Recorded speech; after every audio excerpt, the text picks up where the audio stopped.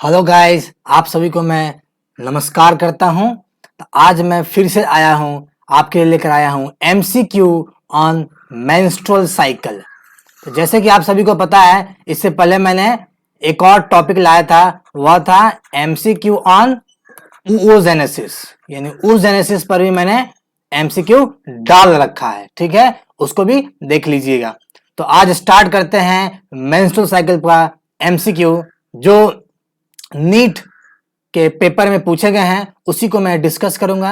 और यह लेक्शन काफी बेहतरीन होगा उन बच्चों के लिए जो इस साल 2020 में नीट की परीक्षा देने जा रही है, उनके लिए ये लास्ट मिनट का रिवीजन है। तो सारे बच्चे कॉपी कलम लेके बैठिए और चलिए आगे बढ़ते हैं और क्वेश्चन को सोल्व कीजिए। ये रहा आपके स्क्रीन पर पहला सवाल, ठीक। अपना अपना मार्किंग भी करते रहिएगा कितना सही बना रहे हैं। पहला सवाल क्या कहता है कि कॉलम 1 में कुछ एंटिटी दिया हुआ, कॉलम 2 में दिया है, कॉलम 1 को कॉलम 2 से मैच करना है, ठीक, मैच करना है। तो आपको हम वही 5 से 10 मिनट का समय देता हूं, क्वेश्चंस को अटेम्प्ट करना शुरू कीजिए क्योंकि ये रैपिड फायर है, ठीक है। बनाइए क्वेश्चंस को सभी बच्चे, स्टार्ट कीजिए बेटा।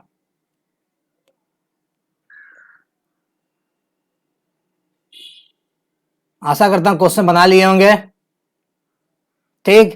चलिए स्टार्ट करते हैं। तो कॉलम 1 में दिया है, जैसे कि पहला ए में दिया है प्रोलिफरेटिव फेज, बी में सिक्रेटोरी, सी में मेंस्ट्रुएशन, मैच करना है। अगर प्रोलिफरेटिव की बात करें तो प्रोलिफरेटिव कहां होता है, आपके यूट्रस में चलता है। और प्रोलिफरेटिव का दूसरा प्रोलिफरेटिव जो चलता है यूट्रस में, ठीक उसी समय आपका फॉलिकुलर फेज भी चलता है। कहां? ओवरी में चलता है, ओवरी में चलता है। यानी फॉलिकुलर फेज और प्रोलिफरेटिव फेज एक साथ चलते हैं। प्रोलिफरेटिव फेज यूट्रस में चलेगा, फॉलिकुलर फेज ओवरी में चलता है, जहां पर फॉलिकल्स का डेवलपमेंट किया जाता है। तो ए का 2 से मिलान कर दीजिए, तो ए का 2 से सिर्फ यहां मिलान है।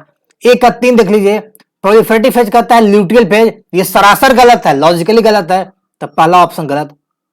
ए का 1 से क्या प्रोलिफरेटिव फेज में इंडोमेट्रियम का ब्रेकडाउन होता है? नहीं, लॉजिकली गलत।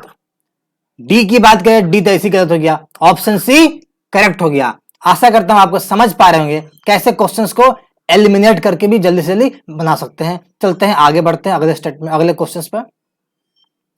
क्वेश्चन नंबर सेकंड ये कहता है कि luteal phase of menstrual cycle, menstrual cycle का जो ल्यूटियल फेज है उसमें कोई नया फॉलिकल उसमें डेवलप नहीं होता है।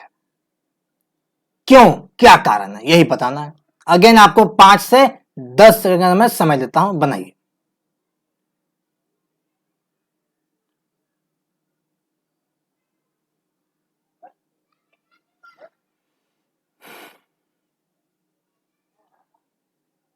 आशा करता हूं सबने बना लिया होगा, मैं बनाता हूं।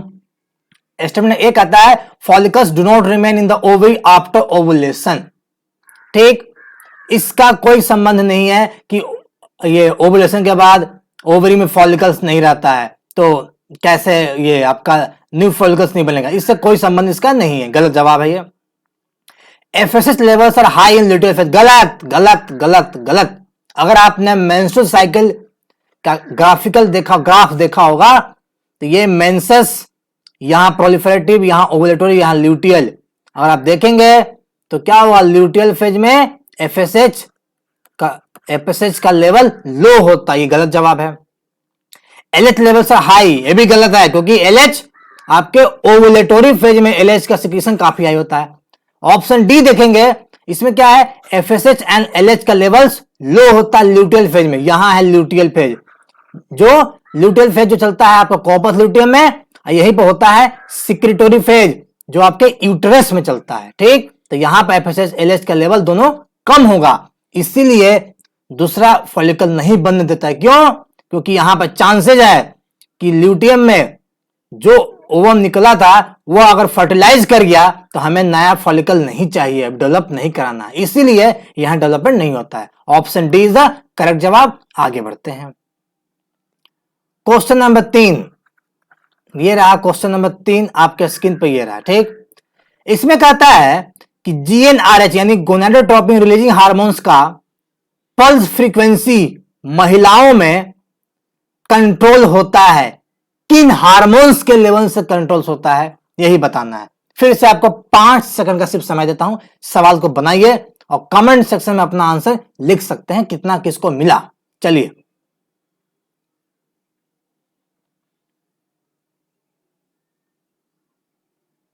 आशा करते हैं सबने बना लिया होगा। अगर जवाब देखा जाए, ये फैक्चुअल सवाल है, इसमें कोई एक्सप्लेनेशन नहीं है। आपको पता होना चाहिए एस्ट्रोजन एंड प्रोजेस्टेरोन, इस हार्मोन्स का बहुत बड़ा भूमिका होता है GnRH का सिक्रीशन हाइपोथैलेमस से जो होता है उसको कंट्रोल करना। यानी ये हाइपोथैलेमस है तो हाइपोथैलेमस से निकलता है GnRH और ये GnRH जाता है कहां, आपके एंटीरियर पिट्यूटरी में जाता है, जहां से आपका FSH LH का सिक्रीशन होता है। इसको यहां पर कट किया जाता है, यहां पर जाएगा कौन, एस्ट्रोजन और प्रोजेस्टेरोन, और इनको कंट्रोल करता है। यानी GnRH का सिक्रीशन अगर हाई है तो इनको लो करेगा, लो है तो हाई कर देगा। ठीक, आई बात समझ में, कोई दिक्कत तो नहीं है। ऑप्शन सी करेक्ट है। आगे बढ़ते हैं। यह रहा क्वेश्चन नंबर 4 है, ये क्वेश्चन नंबर 4, इसको जल्दी से बनाइए, फैक्चुअल सवाल है। अगेन 5 मिनट का समय देता हूं, जल्दी से बनाओ। नोट 5 मिनट, सॉरी 5 सेकंड का समय देता हूं, 5 सेकंड का। 5 मिनट बहुत ज्यादा हो जाएगा सवाल के लिए, क्योंकि क्वेश्चन देखते हैं धड़ाक से बनाना है। चलिए बन गया हुआ, आगे बढ़ते हैं। हिस्टेरेक्टोमी, ये एक मेथड है जिसके तहत आप ये बर्थ कंट्रोल कर सकते हो। ये सर्जिकल रिमूवल है, किसका, वाला डिफरेंस का होता है। नो, आपको पता है कि वाला डिफरेंस के लिए क्या होता है, वेजेक्टोमी होता है। ये भी नहीं होगा। Mammary gland no, prostate gland no. उत्तर यूट्रस में होता है हाइस्टेरेक्टोमी, जहां पर क्या होता है, यूट्रस आर रिमूव्ड सर्जिकली। ठीक है, अगर आपके फैलोपियन ट्यूब का अगर करोगे रिमूवल तो इसको बोलते हैं ट्यूबेक्टोमी। तो आपको एक्स्ट्रा इंफॉर्मेशन भी मिल रहा होगा। चलिए आगे बढ़ते हैं, उत्तर इसका सी होगा। अगला क्वेश्चन ये रहा है स्क्रीन पर, क्वेश्चन नंबर 5, इसको बनाइए, जल्दी से बनाइए। अगेन 5 सेकंड का समय आपको दे रहे हैं, जल्दी से बना के बताइए। आशा करता हूं सबने बना लिया हुआ।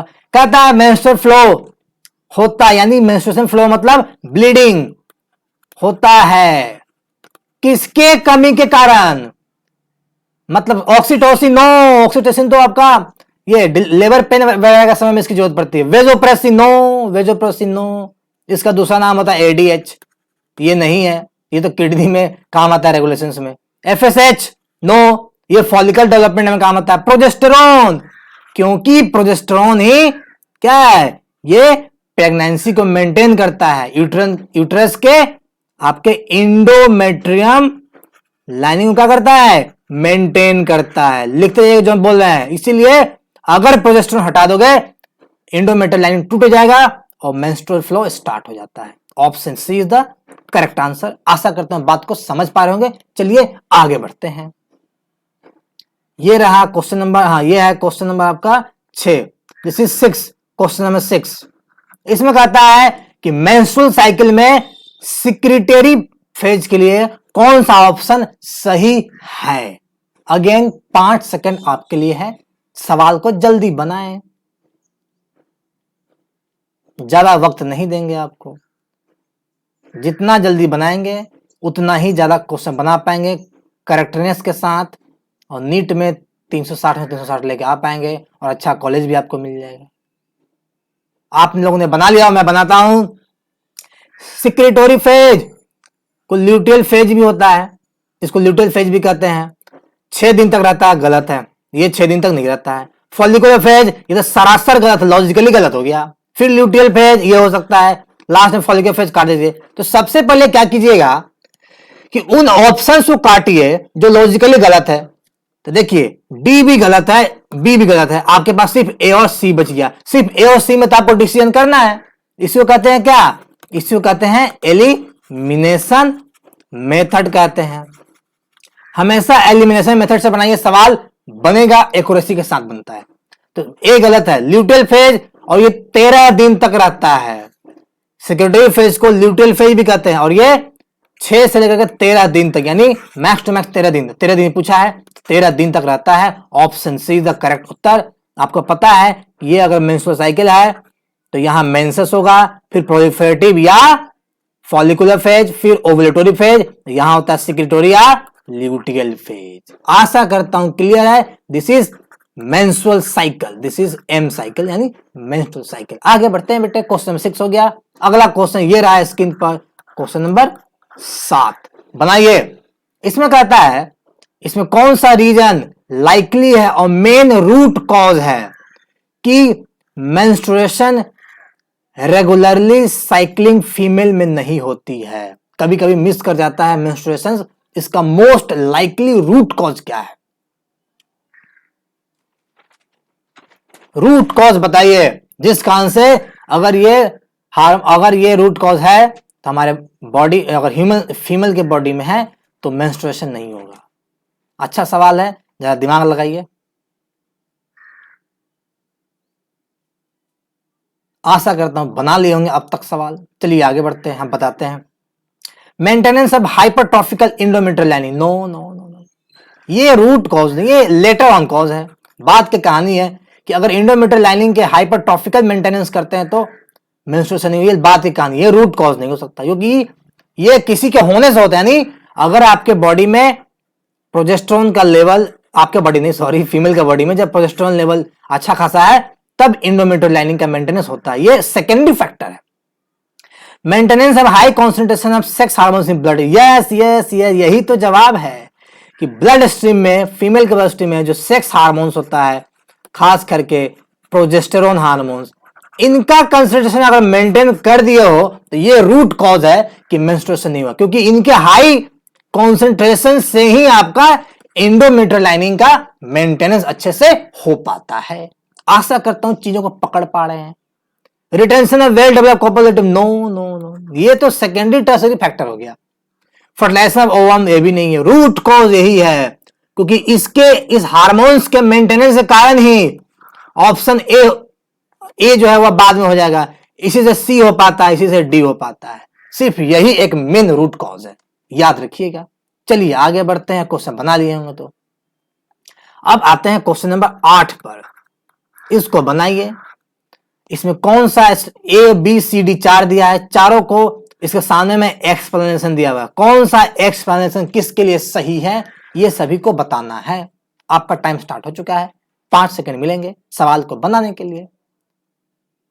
अपना अपना आंसर लिखते जाइएगा और कमेंट में बताइएगा किसने कितना जवाब दिया। अब तक तो बना लिए होंगे, दिमाग को जो तेज बच्चे होंगे मैं बताता हूं। चलिए, प्रोलिफरेटिव फेज आपको पता है कहां होता है, यूट्रस में होता है। क्या होता है प्रोलिफरेटिव फेज में? प्रोलिफरेटिव फेज में क्या होता है, इंडोमेट्रियम यूट्रस का है, उसके लाइनिंग का थिकनिंग होता है। यहां क्या कहता है, रैपिड रीजनरेशन मायोमेट्रियम, गलत स्टेटमेंट, गलत स्टेटमेंट, आगे पढ़ने की जरूरत नहीं है बेटा, काम कहानी खत्म। सिक्रेटोरी फेज ये कहां होता है, यूट्रस में होता है। सिक्रेटोरी फेज कुछ सिक्रीशंस करता है, और ये आपका यहां क्या है, और ये सिक्रेटोरी फेज को हम कहते हैं ल्यूटियल फेज भी कहते हैं। ये ल्यूटियल फेज कहां होता है, आपके कॉर्पस ल्यूटियम में होता है। क्या कहता है, development of corpus luteum and increase secretion of progesterone. ठीक है, ये कह रहा है बी में, बी को लगता है सही लग रहा है, सी भी देख ले। Menstruation, breakdown of myometrium, no भैया नो, इंडोमेट्रियम टूटने से होता है मेंस्ट्रुएशन, मायोमेट्रियम नहीं, ऑप्शन गलत। Ovulation, LH and FSH attain peak level and sharp fall in secretion of progesterone, नहीं नहीं नहीं, ये भी नहीं है। प्रोजेस्टेरोन का लेवल शार्प डिक्रीज नहीं होना चाहिए, प्रोजेस्टेरोन का लेवल होना चाहिए सर्टेन अमाउंट में। अगर लेवल डाउन हुआ तो इंडोमेट्रियम गया, उसके हमें कोई फायदा नहीं ओवुलेशन करने का।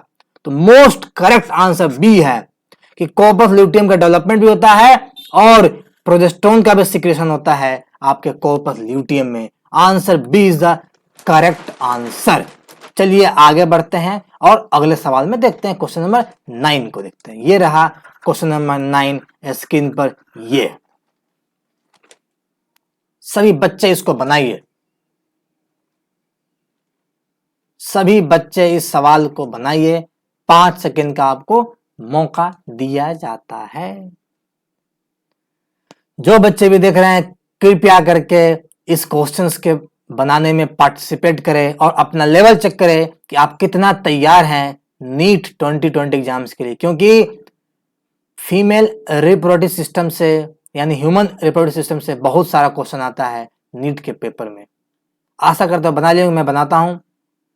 इसमें कौन सा स्टेटमेंट इनकरेक्ट है मेंस्ट्रुएशन को लेकर के? पहला ऑप्शन देखते हैं, एट मेनोपॉज, महिला में जब मेनोपॉज मतलब जहां पर मेंस्ट्रुअल साइकिल बंद हो जाता है वो कंसीव नहीं कर पाएंगी, तो वहां पर देखा गया मेनोपॉज में गोनाडोट्रोपिक हार्मोन्स का एब्रप्ट इंक्रीज देखा गया, एब्रप्ट इंक्रीज देखा गया।